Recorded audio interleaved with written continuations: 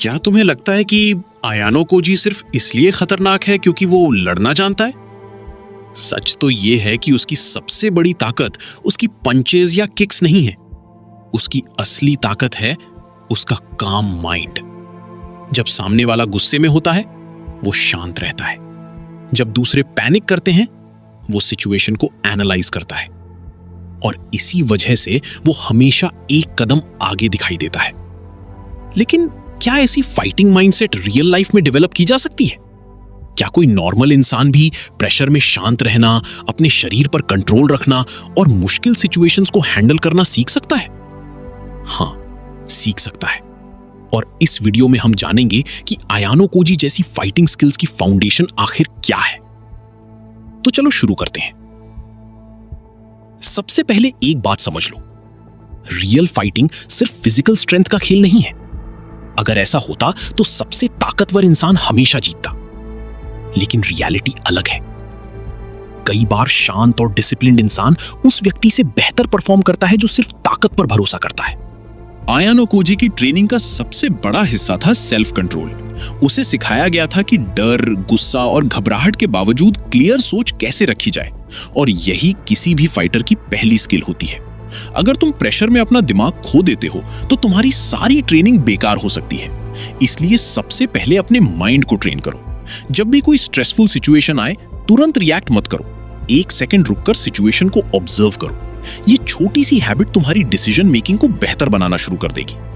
अब बात करते हैं अवेयरनेस की।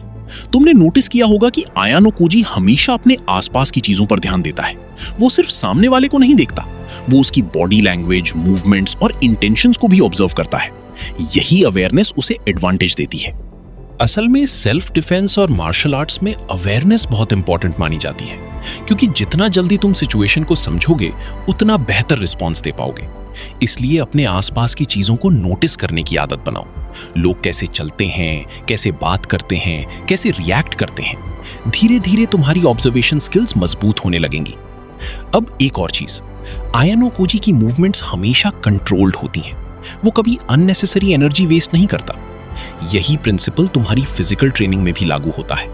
अगर तुम एथलेटिक और केपेबल बनना चाहते हो तो बेसिक्स पर फोकस करो। Regular exercise, good posture, balance, flexibility, stamina, ये चीजें फ्लैशी टेक्निक से कहीं ज्यादा इंपॉर्टेंट है, क्योंकि एक मजबूत फाउंडेशन के बिना कोई भी स्किल लंबे समय तक टिक नहीं सकती।